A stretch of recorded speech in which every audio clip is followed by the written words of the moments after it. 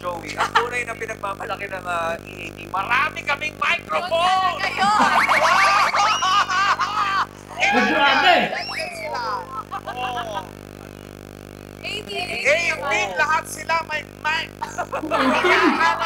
Kung inakala nyo hindi tumutunog yun, tumutunog yan!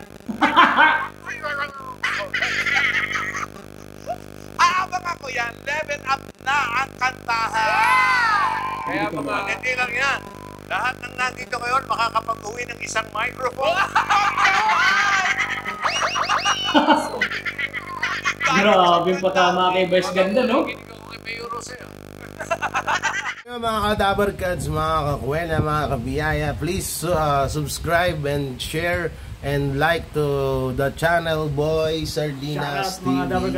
Kaya pakisuportahan nyo po yung aming charity vlogger ng Team Defender ng TVJ. So nagre-reaction din siya at nagche-charity. So yan, si Boy Sardinas. Please subscribe and support.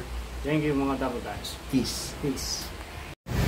Hoy mga kababayan, mga ka-analyze, paki-support, subscribe nyo ang nag-iisang Boy Sardinas ng Pilipinas. Support, subscribe niyan ha. Maraming salamat. Thank you, Idol. Alright, what's up sa inyo mga kabanla, mga kababayan. Sa mga supporter ko, hinihikayat ko kayo na i-subscribe nyo po sana si Boy Sardinas. Sobrang bait, sobrang caring. Wala akong masabi sa taong to. Talagang yung ipinapakita niya sa mga vlog niya na charity vlog, totoo yun, walang halong kaplastikan, walang halong biro. Kaya subscribe nyo sana si Tol Boy Sardinas. Legit. Okay. Thank you. But the rivers are where we sat down. Yung magandang araw sa inyo mga Kadabar Gods. Isa na ng mga reaction na ating pag-uusapan ngayon mga Kadabar Gods, no? Ay talaga naman ay muli na namang binanatan ng TVJ itong si Vice Ganda. Oh my God, yes! Kung natatandaan nyo, yung mic na yan, no? Yung mic na halos ay ayaw naman paggamit ni Vice Ganda. Natandaan nyo ba yung issue na yan? Natatik ni Tol J yan.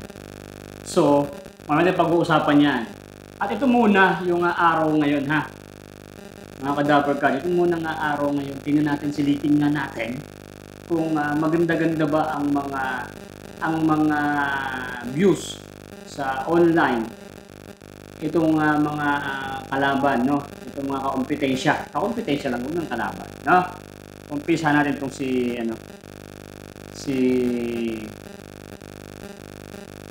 ito na muna, wag mo na to kasi ito yung ating papakita sa inyo no? Alright, wag mo na yan.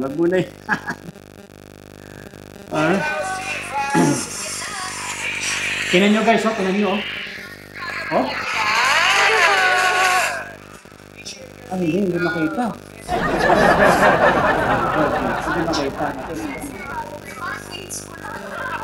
Masyado malinaw? Mahilig daw si Dano yung banding nila. Masyado malinaw. Check mo, ba tayo?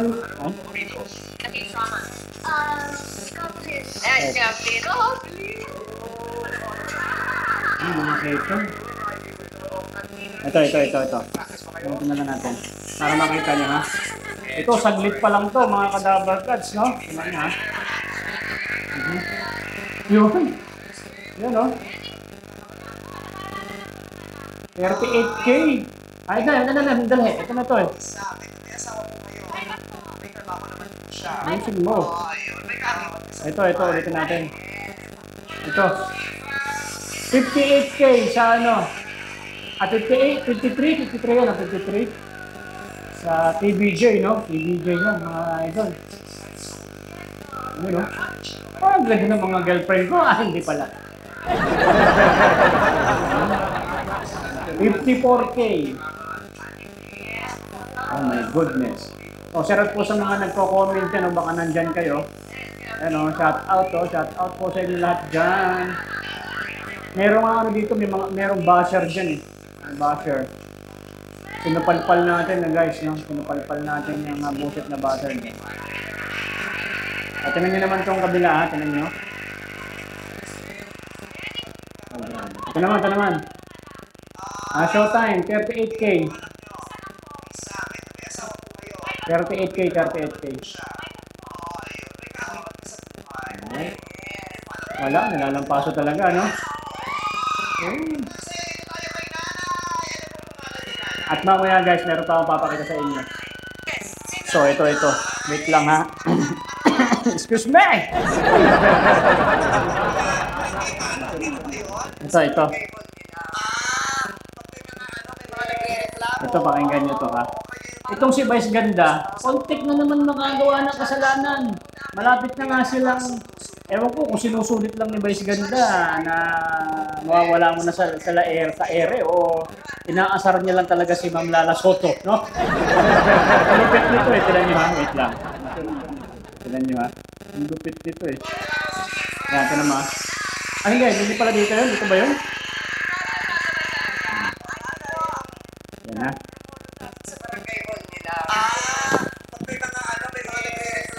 Ito. Hindi kasi kita eh. Ayan. Gusto nakikita nyo ha? Alright, go. Pinagkakasundo-sundo po ninyo. Si Judge Zenaida.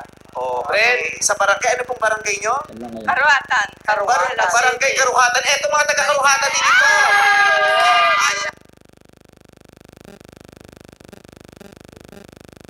Ne? Good luck! Ganun. Po kayo. Mayroon po. Siya. Mayroon po. Ay. Andito para sa kabilang show. Yes. Yung follow mo, parang hindi maganda pa. So, ito ba yun? Ano? Kapit-bahay mo. Ito ba yun? Ito. Andito yun. Sa likod. Ano pa kwento mo? Tasan yung prutas na nililo? Avocado. Ay, ang Ayan, prutas na ito yun. nililo sa sa'yo. Yung Marami. Alright, ito na. Sorry. Mabait si Alma. Anong Ayan, trabaho ayan. mo, Alma? Kontik na naman itong mga gulas. Yes, anong paninda mo? ulam po. Ulat pa. Bumili na ba sa'yo si Nanay Seni? Hindi po. Hindi pa kasi magaling din magluto Opo, yun. magaling din po. Maraming magagaling maglutong kapampangan. Ay, naku, pagdating pa niyo luto ni Ayon. Yes, Anong niluto niya? sana nagpa-deliver tayo. Ah. So, may segment na naman siya na kabastusan no? Ayan. Medyo mas masagway na lang ko sila, More of love. Ito yung prutas na nilagay mo ito sa Diba? sayo. Mas masarap pa. Hindi ko ba tikman ang luto ni Ayon, no? Diba? Ang dami-daming, wait. Ayawa ka Nanay Senada at kay Nanay Arlene. Good luck po sa inyong tatlo. Ang dami-daming mga babanggitin. Kunyari, si Bong Navarro, hindi nyo ba alam, ang sarap magluto niya. Dapat ganon, no? Kasi Ayon pa talaga yung niya. Alam naman niya mag-shota sila. At diba't meron na nga silang issue about dyan. Yun pa rin. No, si Ayon, ang sarap magluto. Diba? Nataranta tuloy yung tatlo. Nataranta sila, So, yan. Ito itong showtime na maghintay-hintay lang tayo. Kung talaga ba mawawala sa ere to or makakatulad ng mga isang buwan o 2 buwan o 1 linggo, 3 araw o mga ganon. So, wala pa tayong nabalita dyan. No? Kita nyo, sumisegue na naman. Doon pa lang sa pagbanat, sa pagbigkas din ni Vice Ganda, mga Dabber Cats, no? Nakatutok na naman kaagad yung doon, yung MTRCB. Sige, magbalik ka na naman ng salita. Ganun talaga eh. Hindi din alam kung talagang nangaasar lang talaga si Vice, no? Nangaasar lang to si Vice. Nangaasar lang talaga siya. No? Talaga nyo, nangaasar lang talaga siya o gusto talaga niyang magbakasyon muna talaga sa showtime? Palagay nyo.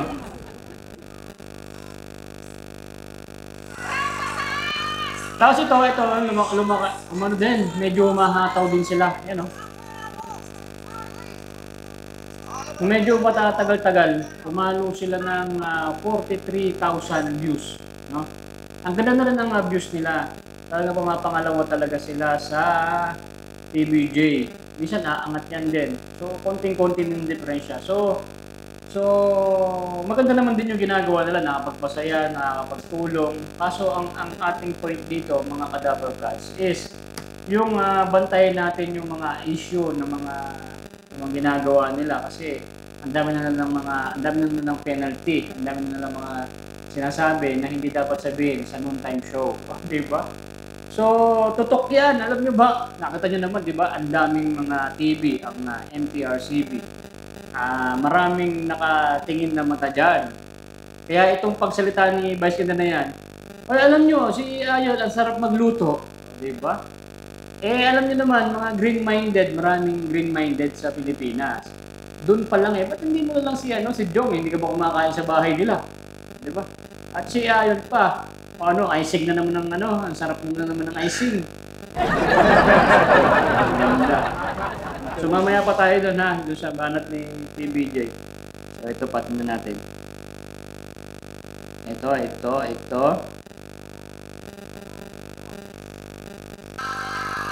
Grabe, kawawa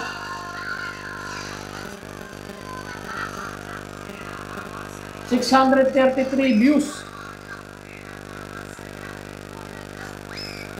Ang laki ng nila, ang laki ng kanilang, ang laki ng stage nila, ang laki ng ng studio. Ang laki ng studio nila guys, ang dami rin tao talaga. Pero bakit hindi talaga sumusuporta sa kanilang maraming tao? Biruin mo kung talagang maraming sumusuporta rito at ang sabi nila sila daw ang pinakamasaya at hindi sila nang iiwan. Kaya pala hindi sila nang iiwan kasi iniwan na sila. Tignan niyo. Dami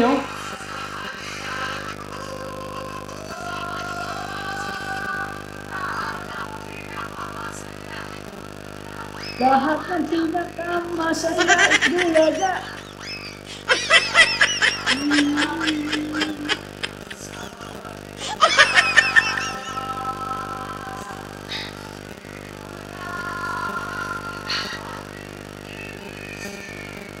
Wow, daming tao guys, no? Wow! Woo!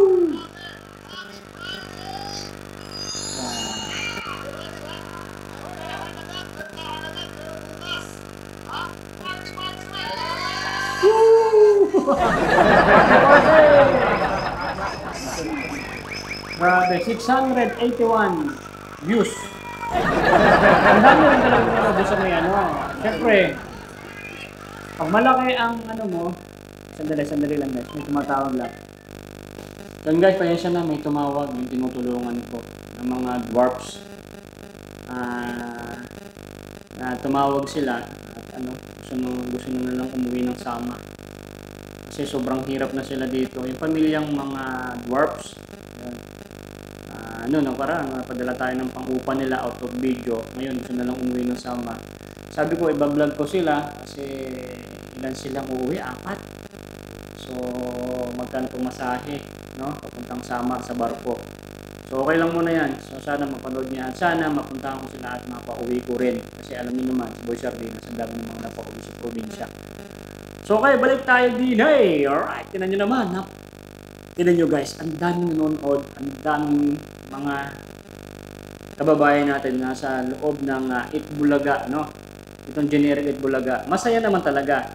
Napakasaya, pero hindi ganun talaga pa rin kasulido yung mga nanonood sa kanya dahil alam niyo naman ang ating pinaglalaban, na mabawi yung pangalang Itbulaga ng ating mga idol na TBJ. So, tuloy natin ito. Diretso pa tayo.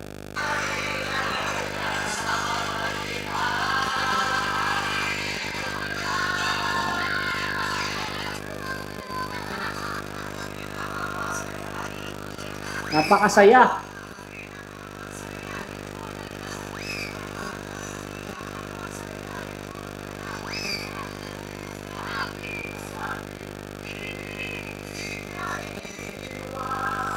Alright.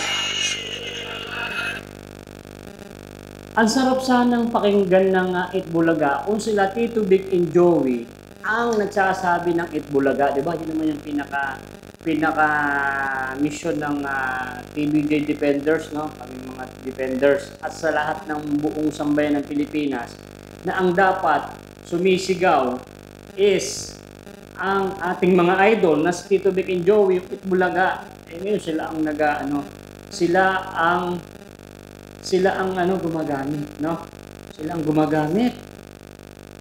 So wait lang, dadagdag natin to sa ating reaction. Wait lang guys. Ito mga Cadaver Cats, ito pa lang si Tito Vic and Joey is Sa mga hindi po nakakaalam, no, I think baka alam mo ng iba. Yung Tito Vic and Joey, mga idol natin, is hindi po sila talent, no? Hindi po sila talent talaga ng tawag dito, talent lang pala sila, sorry. At tawag dito, hindi sila empleyado. Ito, attorney to guys. Ito, tanong pakinggan nyo. Empleyado ng State Incorporated. Yan. Ganun din po ang sitwasyon ng mga ibang mga pupusunan nila Anarchy, Mayola. Kaya nga po sa kanilang sulat ay inabas Ganito, sumabra. sa sulat na independent contractor o isang talent si Mr. Sonsa at hindi empleyado ng ABS-CBN. Kung gagamitin po natin ang basihan niyan, masasabi po natin na sila Tito Vic and Joey ay mga talents po at hindi empleyado ng State Incorporated. Ganon din po ang sitwasyon ng mga ibang mga co-host nila Anarchy, Mayola. Kaya nga po sa kanilang sulat na inilabas at nakita po natin sa social media account o grade 2 na magpapaalam na raw po sila. Take note of the word papaalam. Hindi po nila sinabing magre-resign na kami dahil very likely po ay hindi sila empleyado. Dahil kung hindi po kayo empleyado, hindi nyo po kailangan mag-resign. Malabas po yan na ang mga co-host, pati na rin po ibang mga writers ng mga production na ganyan sa TV, sila po ay tinatawag ng mga talent. At legally speaking, hindi po kayo employee. Yung employer, kayo po ay tinatawag na independent contractor. Kaya hindi po kailangan pag-usapan yung 30-day notice pag magre-resign. Hindi po yan applicable kapag hindi kayo isang empleyado tulad ng isang independent contractor or talent. Mako-confirm din natin yan at mukhang yan din ang posisyon ng State Incorporated. Dahil kapag binasa po natin ang kanilang statement papayag tapos magpaalam ng TVJ, sinasabi po nila na ang success daw ng isang TV show ay hindi nakadependent sa kanilang talent. Most likely po, yan din ang characterization talaga kahit hindi po natin nakita ang kontrata between the hosts and State Incorporated dahil based on the totality of evidence at what is customary o yung nananaig na practice sa industriya ng TV show, ang mga host ay hindi empleyado, hindi mga talent at ang legal term sa kanila, independent contractor. Sunod naman po natin pag-usapan yung mas malaman na legal issue dito. Sino ang may-ari ng words na Itbulaga? Balikan po natin yung tinatawag na intellectual property dahil nakapaloob po yan sa tinatawag natin Intellectual Property Code of the Philippines. Intellectual property, ito po ay pag-aari intellectual na dahil po sa inyong pag-iisip or creation ng isang tao. Binibigyan po ng karapatan ang mga nakakapag-conceptualize, nakakapag-invento, nakakaisip ng mga bagay-bagay. Meron pong tatlong major concept ng intellectual property. Pag kayo po ay naka-invento ng isang bagay, pwede po kayo mag-apply ng tawag na patent. Kapag kayo ay merong naisip na brand para sa inyong produkto, tulad po ng McDonald's, yung po Golden Arches, or yung Jollibee na mascot, ang tawag po dyan ay trademark. Yan po ang relevant sa usapin ng Itbulaga. Bakit kanyo? Yung pong Itbulaga, yung pagkakadrawing niya, kulay niya, yung font niya, ay naging mark or trademark ng nasabing TV show. Kaya dapat kung sino ang magme-may-ari ng nasabing trademark, susundin ang provision ng Intellectual Property Code of the Philippines. Base po sa mga available records or press release sa internet, ang nasabing Itbulaga daw ay niregister ng State Incorporated at itong araw po ay mag-expire on June 14, 2023. May 10 years po ang registration ng mga intellectual property tulad po ng trademark na Itbulaga. Ngunit, may konti pong issue dyan. Pwedeng sabihin ng mga abogado, kapag kayo po ay nag-register ng trademark, kailangan nyo rin pong tukuyin kung anong klaseng goods or services nyo. Ito guys. Ang nasabing trademark. Ganda pong halimbawa, kahit po ang McDonald's ay registered na sa Intellectual Property Office, pwede nyo pa rin pong gamitin ang McDonald's kung kayo po ay gagawa ng tsinelas o di po kaya ay gulong. Dahil magkaiba pong goods or services na classification yung pong McDonald's na hamburger at yung binabalak yung McDonald's na pako o gulong. Sabi po sa records ng Intellectual Property Office, ang Itbulaga na nirehistro o nakapangalan sa State Incorporated ay nakaklassify for merchandise. Ibig pong sabihin, posible po na mga t-shirt, mga apparel, yan po, doon po kinlassify ng State Incorporated nung nirehistro po nila ang trademark na Itbulaga. Ibig pong sabihin yan, pwedeng may Yun, mga cadaver cats, no, baka hindi niyo pa alam 'yan, no. Itong Tape Incorporation, itong generic Itbulaga, mga beshi, is naka-register po sa merchandise, no. Ang merchandise, ayun, may sapatos ka, damit ka, sombrero, doon po naka-registro ang Tape INC, no. Merchandise. Wow! Buti nakilala ko to si Mayor, pare ko to eh. Si attorney. Buti na lang may kaibigan akong attorney, no? Mamaya i-subscribe nyo to ha. Ito. Pakinggan nyo pa, diretso pa. Itbulaga sa ibang goods or services. At ito nga po ang ginawa raw ni Tito Vic and Joey pati ni Tony Tubiera noong February 27 ng current year. Ayon po sa records ng Intellectual Property Office, ni-register ni Tito Vic and Joey at Tony Tubiera noong Feb 27 ang brand or ang mark na Itbulaga at under po ito sa entertainment services. Yun! Yun ang maganda, entertainment. Anong dahilan ng Tape INC? Anong dahilan palagay nyo? Anong palagay ng Tape INC na merchandise yung kanyang nirehistro? So, sa lahat pa ng mga hindi pa nakakalam, no, ito, Itbulaga ay nirehistro na ni Tito Vic and Joey mismo, ha? Nirehistro at ito ay for entertainment, hindi siya merchandise. Kaya ito, nagkakaano-ano pa rin yan eh, no? Pero merong mga harang pa yan. Pahingating sa kumpare kong attorney. Tingnan nyo.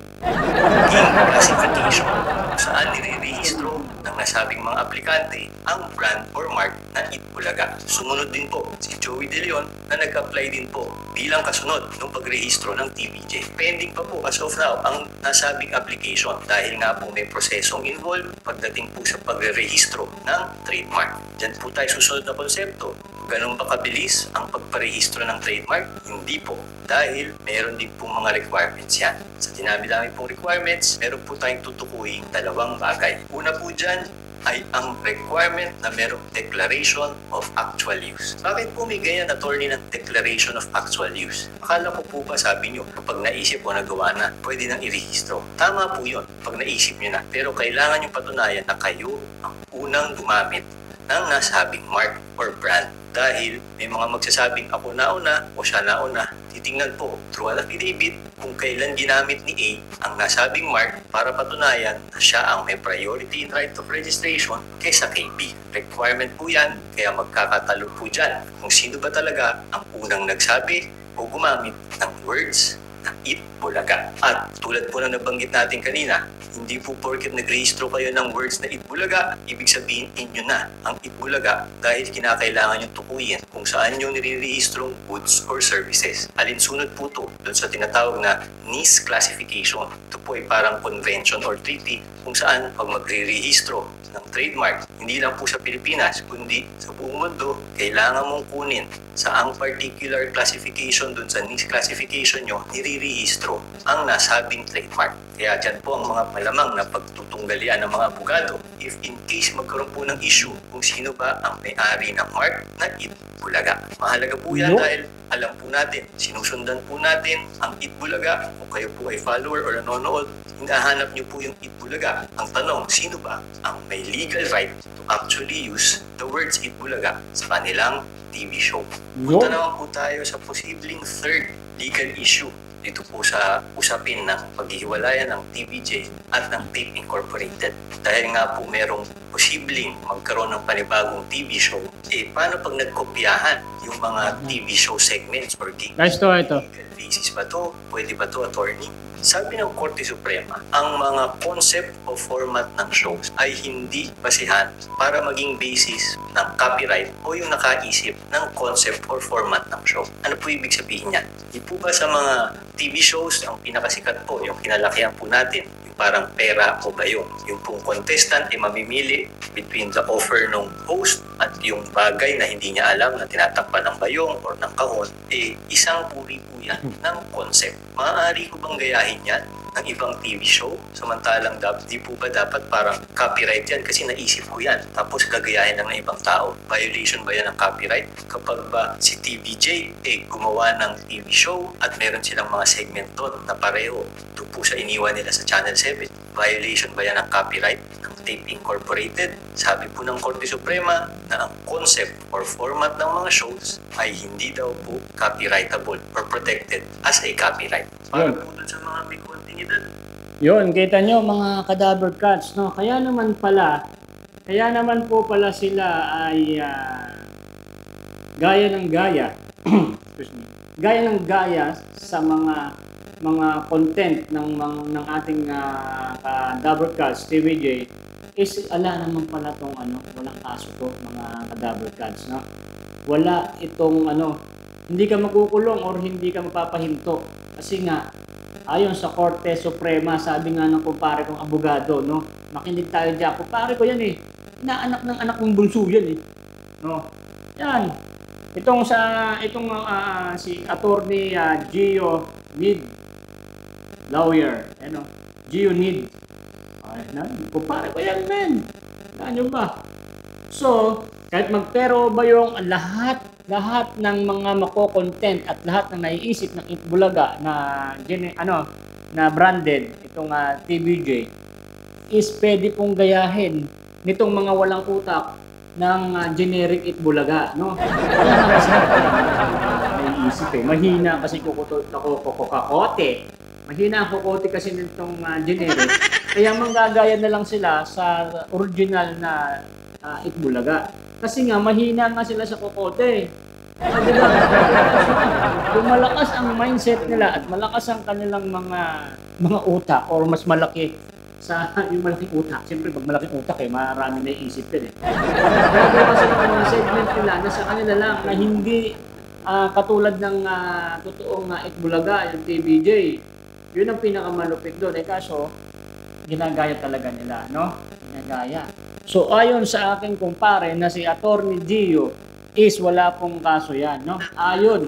Okay, diretso. Meron tinatawag na It's a Date. Ito po ay isang dating show kung saan meron tinatawag na Miss Searcher or Mr. Searcher at meron pong tatlong searchee na hindi po sila nagkikita. Magtatanong po ang searcher at sasagot ang mga searchee. Mula po sa mga tugon o sagot ng searchies, doon po mamimili ang searcher. Kinasuhan po ang It's a Date ng isang TV show dahil ginaya lang daw po yung concept or format ng It's a Date doon po sa naunang dating show. Umabot po yan sa Korte Suprema. Ano po ang sabi ng Korte Suprema? Ang concepts or formats ng show ay hindi po protected as a copyright dahil malinaw po sinasabi ng intellectual property code that ideas or concepts hindi pa po yan copyrightable or di po porket nakapag-isip kayo may copyright na kayo dyan. Ang protected po ng copyright ay yung expression ng idea or ng format. Ano po ang relevance niyan dito sa issue ng TVJ at tape? Kapag po gumawa ng bagong TV show ang TVJ, maaari pa rin po nilang gawin yung mga ibang segments na galing sa Itbulaga or sa Tape Incorporated nang hindi po nababiolate yung copyright noong naiwang show. Dahil kung susundin po natin ang naging diskusyon ng Korte Suprema tungkol sa mga concepts or formats ng show, hindi po protected as copyright ang concept or format ng show. Dahil ang protected lamang ay ang expression of that concept. Ibig sabihin, kung paano nyo in-execute yung inyong concept, yun lamang ang magiging copyrightable. Kapag ginaya yan na may konting modification dahil nga po ang expression, hindi po pwedeng sabihin na itigil mo yan dahil ginaya mo lang yung idea ko. Of course, dapat hindi pareho-pareho yung pangalan ng segment, pero kahit may similarities doon po sa segment, dahil nga po nag-evolve, dati po kwarta o kahon, naging pera o ba yun? Wala pong violation dyan dahil nagkakaiba po doon po sa expression ng concept ng segment na yun. Ngayon, alam na po natin yung mga posibleng maging legal issues. Antayin na lang po natin how things will turn out dito po sa hidwaan ng TVJ at ng Tape Incorporated. Ang mahalaga po ay hindi lang tayo nagmamarites. Ang importante, aware tayo kung ano ang mga legal implications ng mga ginagawa ng TVJ at ng Tape Incorporated para po lalo nating mas maunawaan ang sinasabi ng batas pagdating sa mga ganitong issues. Yun, salamat sa aking kumpare na si Attorney Gio, no? Gio Nids. So ayan mga cadaver gods, no? Isa na naman tong aral, no? Hindi lang tayo basta-basta magmamarites. Makikinig tayo sa katulad dito ang aking kumpare na si Attorney Gio Nids, no? Ay nako. Buti na lang may kumpare ko na abogado. Yung sinasabi. Ito nyo guys. Kaya itong TBJ, di ba galing siya sa Itbulaga na yung generic. Nandun sila dati. So dinala din nila dito sa TBJ, sa TV5. So kaya rin hindi rin magagalit itong tape dahil yun nga, sabi nga ng attorney ko na kumpare, pwede pa rin nilang gamitin yun. At kung gagawa pa itong TBJ ng mga ibang mga segment, pwede rin gagayahin yan. Asaron lang sila, babaguhin lang yung pangalan, pero same ng content, no? So ayan, yun ay naaayon sa Korte Suprema, di ba? Merong nga dyan, sinabi ng kumpare kong attorney, ay umabot pa ng Korte Suprema pero nabasura. Kasi nga, walang ganyan pa, no? Hindi yan napaparusahan at hindi yan copyrighted. Alright, buti na lang. Maraming salamat sa aking kumpare na si Attorney Gio Need A. Alright, so punta na tayo sa ating pinaka pag-uusapan. Ito na.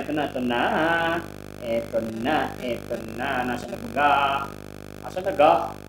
Alright, saan na ga? Ito ga?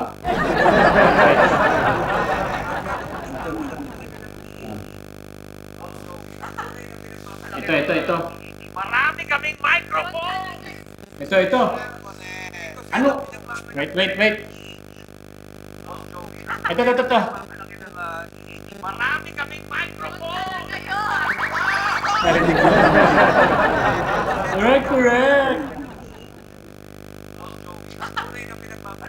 Correct. Ito. Marami kaming microphone! Paulit-ulit? Okay, ready? Ito. Correct. Pinagmamalaki talaga ng EAT. Boss Joey, ang tunay na pinagmamalaki ng EAT. Marami kaming microphone! Grabe! Lahat sila may mic. Kung inakala nyo hindi tumutunog yun, tumutunog yan! Aabang ako yan, level up na ang kantahan. Kaya mga hindi lang yan. Lahat ng nandito ngayon makakapag-uwi ng isang microphone. Grabe pa tama kay Vice Ganda, no? Hindi ko kay Mayuro sa'yo. Kaya mga Dabargads, ayan, take a very good look at the ladies standing here today dahil simula next week, sila ang mapapalaban sa semifinals. Diba? Grabe ang patama kay Vice Ganda, no? Na ano naman, si Vice Ganda kasi halos alam yung pagsasalitain ng kanyang mga kasamahan. Mahilig na nga sa mic paggabi, silang dalawa ni jowa niya. Pati ba naman sa show, kanya na lang yung mic? Ay, nako. Ako pala sa mic ko si Vice Ganda, no? Ay, nako, Vice Ganda. Tapos tinan niyo naman yung mga kagagaling kumanta. Tinan niyo.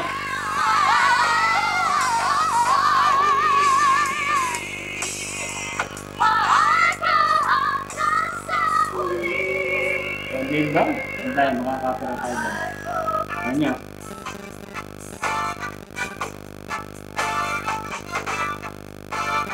Samantha Rascon from the King City! Ito ba yan? Meron naman sila bagong segment, no? Tanga City!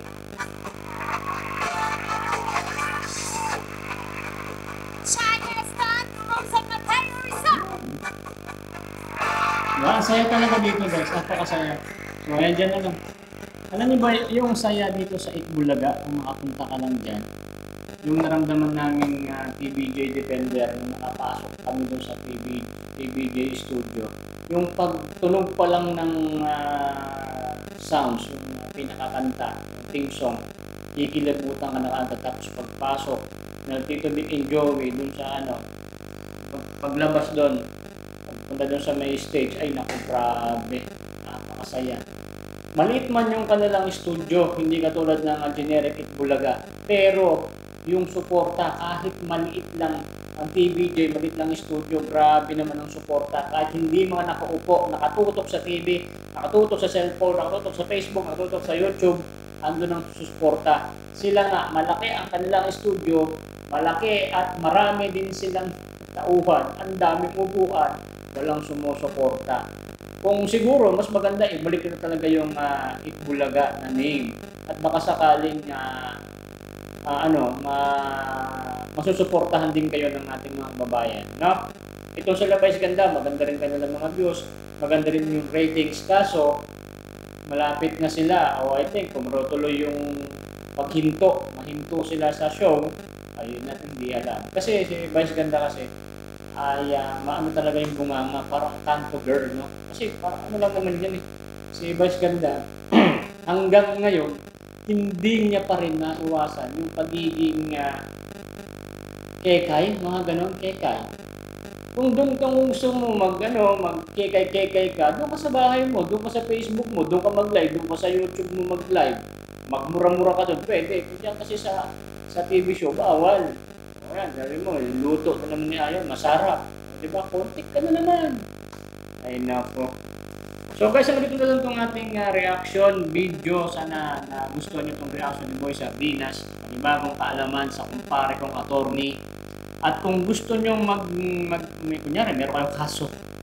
At gusto niyo maghahanap kayo ng magaling na attorney. Hindi tulad ni Attorney Libayan, ha? Legit na attorney. Legit na si Attorney Libayan. Makaano tayo niyan. Pero dito, mas legit kumpare ko pa. Merong tawad to. Pwede kayo tumawad. Kumpare ko to si parang Gio. Kakausapin, mga double cuts. Kakausapin ko itong aking kumpare at kung meron kayong may mga papaanuhan kayo, papakasuhan, o magreklamo kayo, kailangan nyo ng abogado, magsabi kayo kay Boy Sardinas din abogado. Kanya naman ang gwapo, no? Ang gwapo ng aking kumpare. Gio Needs a Vlog. Ano ba yun? GUA. Paki-ano nga po, paki-follow sa Facebook, no? Facebook lang siya, Facebook. So paki-ano nga po, para meron kayong matututunan at mga din siya, vlogger din. So dito tayo kumukuha ng mga legal, no? Ng mga legal na tawag dito na mga magagandang mga aral at talagang legit, no? Na hindi ka talaga makakasuhan. Para meron tayong alam, no? Si attorney need a lawyer. Kumpare ko yan, tanong nyo. Punta kayo doon sa kanilang opisina. Tanong nyo si Boy Sardinas. Sabihin, ay kumpare ko yun. Bakit? Pinapunta ba kayo ni Boy Sardinas? Sabihin sa inyo na, sabihin mo lang, opo, para mabigyan kayong discount. No? So guys, mga double cuts, magandang araw at magandang gabi sa mga bansa. Sana nagustuhan nyo itong ating reaction. At sana kung nagustuhan mo ito, paki-like mo naman at paki-share mo naman at pakisabi sa kumare mong Marites na merong upload si Boy Sardinas. Saka siyempre panoorin nyo lang din yung ating mga cadaver cuts defenders, Tol J. Guevara, Chris Ulo, Jake Magnus, Tita Messi, at marami pang iba. Yung aking misis na si Karen Cheese Max, pakisuporta rin po. Okay, double cuts, susunod ulit ha. Kung naman wala. Lagi din kasama si attorney, huwag kang mag-alala, hindi tayo makukulong. Bye. Nay, ito na yung bayad ko sa isa, O, kunin mo yung isa. Isa muna, iyan, Tapos, isa pa, di ba? 4 dapat na sardinas, yan. 3 na. Pang-4 na sardinas. Okay na.